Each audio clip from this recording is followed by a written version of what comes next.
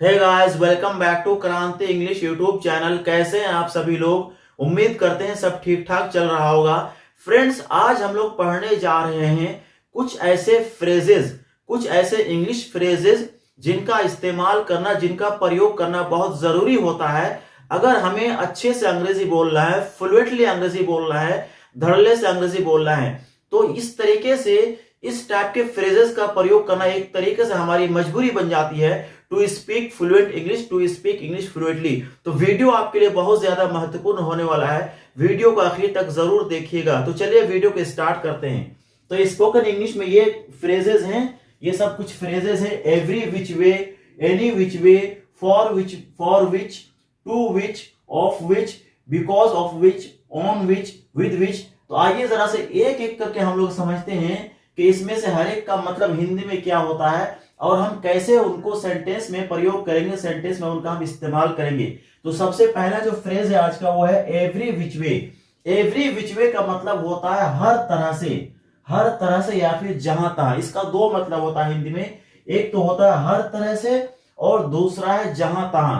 आइए जरा सा एक दो एग्जांपल लेते हैं, तब जाके इसका जो मतलब होता है वो क्लियर हो जाएगा। जैसे पहला वाला क्या, हर तरह से। एक सेंटेंस लेते हैं, जैसे मैंने बोला I tried every which way. I tried every which way, I tried every which way to solve his problem, to solve his problem,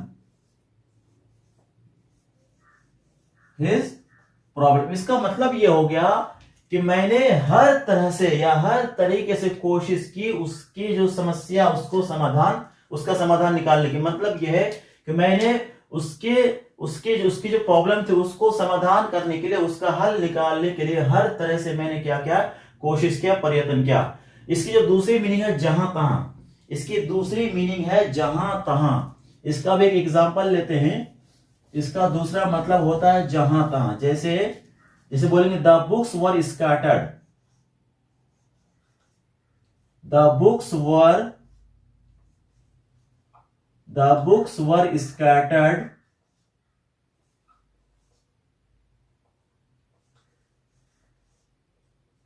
the books were scattered every which way, every which वे।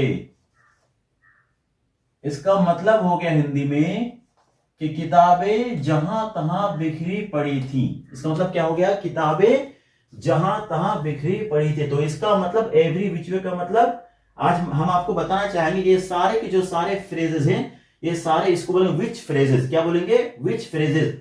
अब तक हो सकता आपने पढ़ा होगा सिर्फ विच का प्रयोग एक इंटरोगेटिव क्वेश्चन वर्ड के रूप में कि which book do you want, है ना, which book do you want, which copy she wants. लेकिन इस तरीके से जब तक आप विच फ्रेजेस का आप सेंटेंस में प्रयोग नहीं करेंगे, विच के इतने सारे फ्रेजेस हैं, जब तक आप इनका प्रयोग नहीं करेंगे तो फिर मुश्किल होगा कि आप फ्लुएंटली अंग्रेजी बोल जाए।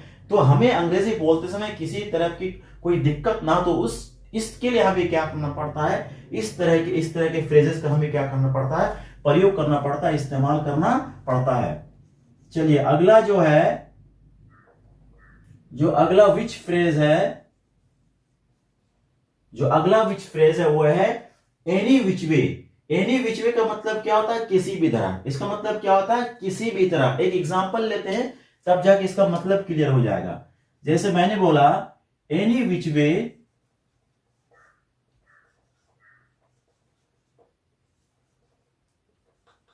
Any which way she wants, any which way she wants to do it is fine with me, is fine with me। इसका मतलब ये हो गया कि वो किसी भी तरीके से इसे करना चाहती है, उससे मुझे कोई दिक्कत नहीं है, हमें मतलब के कोई प्रॉब्लम नहीं है।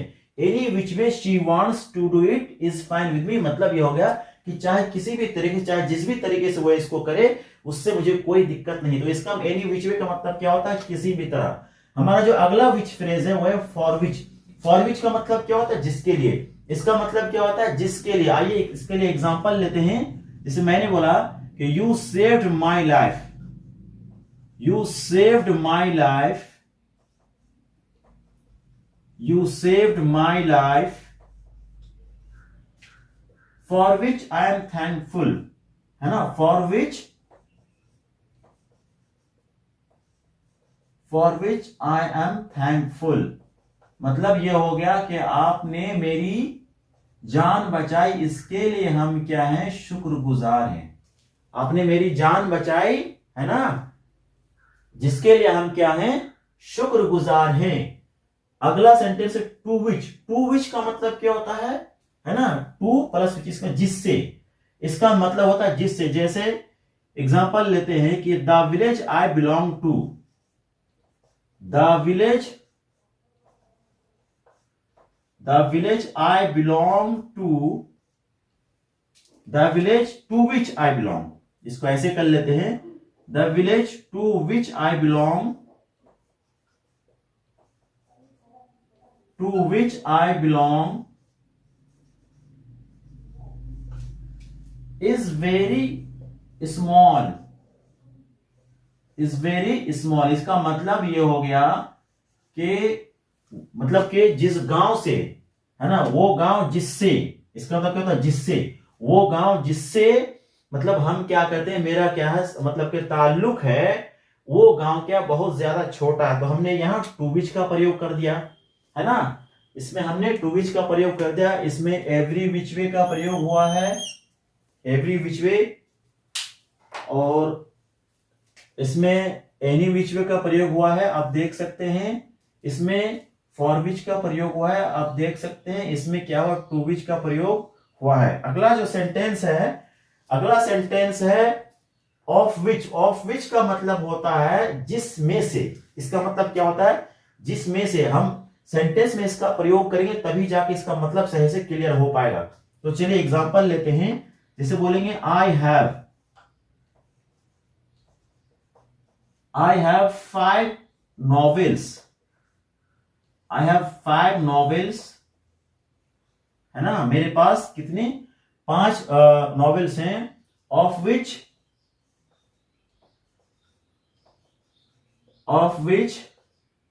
4 आर न्यू, 4 आर न्यू, मतलब यह है कि मेरे पास कितने नॉवेल्स है? 5 नॉवेल्स है। इसका तो जिसमें से, ठीक है, जिसमें से कह लीजिए, जिनमें से कह लीजिए, बात वही है, कोई दिक्कत की बात नहीं है। जिनमें से 4 क्या है? एकदम नहीं है।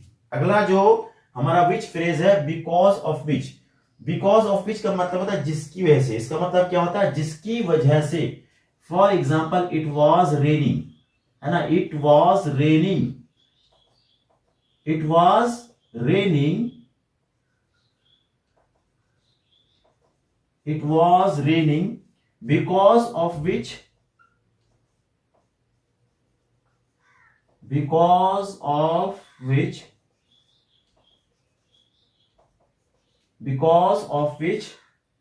है ना, I reached late,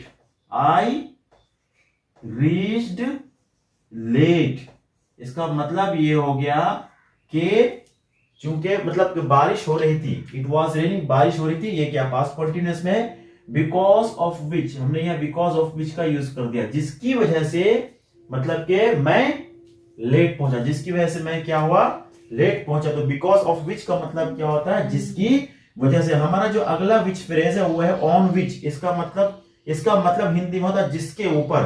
हिंदी में इसका मतलब है जिसके ऊपर। एग्जाम्पल लेते हैं, जैसे बोलेंगे the table on which you were sitting, बोलेंगे the table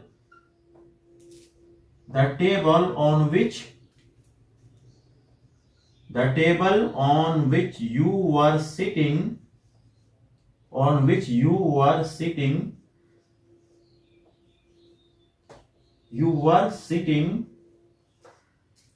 the table on which you were sitting is mine, mine. तो इस सेंटेंस में हमने क्या किया, ऑन विच का प्रयोग कर दिया। इसका मतलब ये होगा टेबल, जिस टेबल के ऊपर, है ना, वो टेबल जिसके ऊपर तुम बैठे हुए थे, आप बैठे हुए थे, वो क्या है, मेरा। अगला जो विच फ्रेज है वो है विद विच। अगला क्या है, अगला फ्रेज जो विच वाला फ्रेज है, विच फ्रेज है, विद विच, इसका मतलब होता है जिससे। क्या होता है, जिससे। बोलेंगे कि द नाइफ,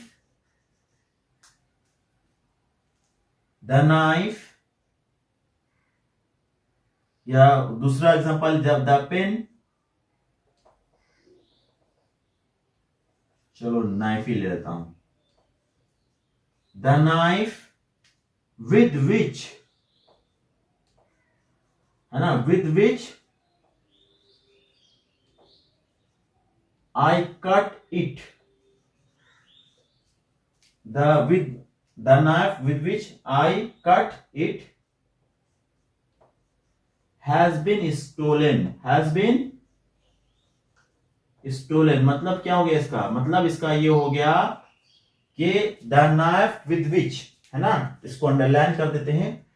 मतलब कि वो चाकू जिससे, इसका मतलब जिससे होता है ना, वो चाकू जिससे मैंने इसको काटा था, वो क्या हो गया है, चोरी हो गया है। अगला विच फ्रेज है due to which. Due to which का मतलब क्या होता है, जिसकी वजह से।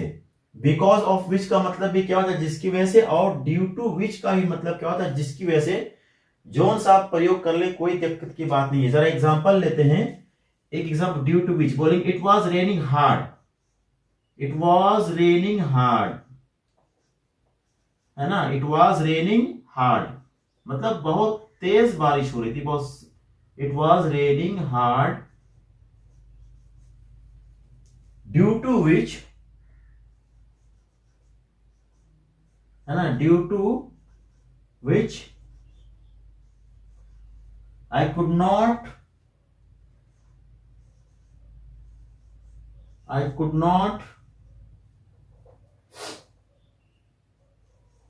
Couldn't go there. इसका मतलब क्या हो गया, इसका मतलब ये हो गया कि चूंकि मतलब इट वॉज रेनिंग हार्ड मतलब कि सख्त बारिश हो रही थी या बहुत तेज बारिश हो रही थी। Due to which, due to which मतलब कि जिसकी वजह से मैं वहां नहीं जा सका। अगला जो विच फ्रेज है आफ्टर विच। आफ्टर विच का मतलब क्या होता है, जिसके बाद। इसका मतलब क्या होता है, जिसके बाद। एग्जांपल लेते हैं, बोलेंगे I went to the market. I went to the market. I went to the market, है ना। After which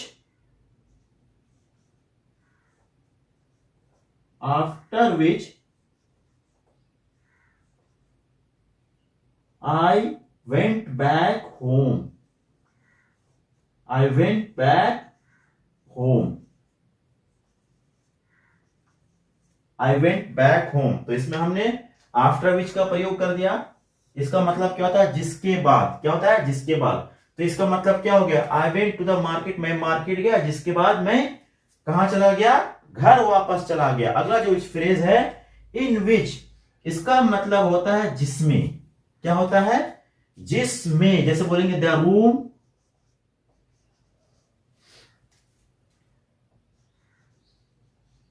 the room in which I live,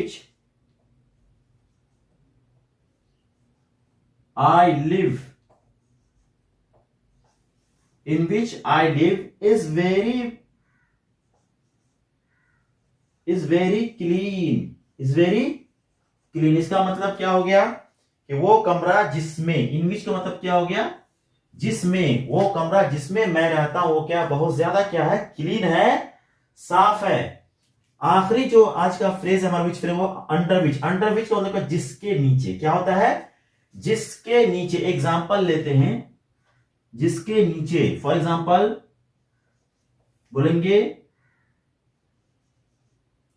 है ना, द ब्रिज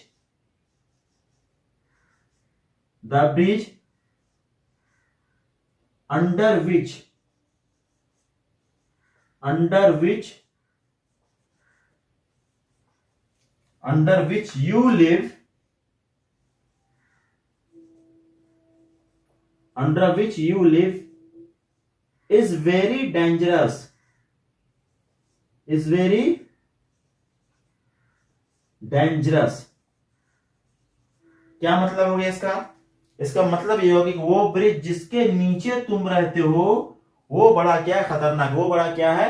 खतरनाक है। इसमें से दो कुछ ऐसे हैं, है ना, जिसका मतलब बदल सकता है अगर आप उसका इस्तेमाल दूसरे हिसाब से करेंगे तब। जैसे ये तो इसकी मीनिंग तो ऐसे ही रहेगी, ये फॉर विच। तो फॉर विच मतलब जिसके लिए। जब इसका प्रयोग आप, है ना, अगर आप इसका मतलब किसके, फॉर, जैसे बोलो फॉर विच बुक, किस किताब के लिए। अगर आप इसका प्रयोग इंटरोगेटिव एडजेक्टिव के रूप में करेंगे, विच का प्रयोग, है ना, अगर आप इंटरोगेटिव एडजेक्टिव के रूप में करेंगे तब इसका मतलब हो जाएगा किसके लिए। जैसे बोलेंगे फॉर विच बुक, किसके लिए। फॉर विच चेयर, किस कुर्सी के लिए, है ना। फॉर विच रूम, किस कमरे के लिए। तो वो आप पे डिपेंड करता है ना। यहां हमने चूंकि इंटरोगेटिव एडजेक्टिव रूप में मैंने इसका प्रयोग नहीं किया, इसलिए इसका मतलब क्या हो गया? जिसके लिए। अगला टू विच, इसका भी मतलब क्या हो सकता है? मतलब यहां भी फिलहाल जिससे है, लेकिन आप बोल सकते हैं, बोले किस, जैसे बोले टू विच विलेज, किस गांव से। टू विच सिटी, किस शहर से। तब इसका प्रयोग क्या हो जाएगा, है ना, इंटरोगेटिव एडजेक्टिव के रूप में हो जाएगा। तब इसका मतलब भी क्या हो जाएगा? बदल जाएगा, प्रश्नवाचक हो जाएगी उसकी मीनिंग। ऑफ विच, इसमें क्या? जिसमें से। यहां ऑफ विच, जिसमें से। इसका भी आप मीनिंग बदल सकते हैं जब आप, लेकिन आप इसका प्रयोग क्या करेंगे, है ना, इंटरोगेटिव एडजेक्टिव के रूप में विषय बोलेंगे ऑफ विच रूम, किस कमरे के बारे में। ठीक है। Of which, for example book, किस पुस्तक के बारे में। तो जब आप इसका प्रयोग इंटरोगेटिव एडजेक्टिव के रूप में करेंगे तब फिर इसका मतलब प्रश्नवाचक एक तरीके से हो जाएगा, है ना। ये ऑन विच है, जिसके ऊपर। आप इसके ऑन विच टेबल, किस टेबल के ऊपर। ऑन विच चेयर, किस कुर्सी के ऊपर। तो फिर आप इसका प्रयोग क्या करेंगे? इंटरोगेटिव एडजेक्टिव के रूप में करेंगे। विद विच कभी हो सकता है, जैसे बोलो with which pen, with which knife, किस चाकू से, है ना। ये इसका भी मतलब बदल सकता। आप बोलेंगे आफ्टर, आफ्टर विच क्लास, किस क्लास के बाद। आफ्टर विच मंथ, किस महीने के बाद। इन विच रूम, किस रूम में, है ना। अंडर विच ब्रिज, किस ब्रिज के नीचे। तो कहने का मतलब यह है, क्योंकि ये जो विच है ना, तो इसका प्रयोग इंटरोगेटिव एडजेक्टिव के रूप में भी होता है। जब आप इंटरोगेटिव एडजेक्टिव के रूप में इसका इस्तेमाल करेंगे तो फिर एक तरीके से प्रश्नवाचक वाली, जो प्रश्न वाली, है ना, सवालिया वाली मीनिंग उसकी आ जाएगी। तो उम्मीद करते हैं स्पोकन इंग्लिश पर आधारित ये वीडियो आपको बहुत ज्यादा पसंद आया होगा। अगर वीडियो पसंद आया है तो प्लीज लाइक शेयर और सब्सक्राइब जरूर कीजिएगा। Thank you very much. Good bye.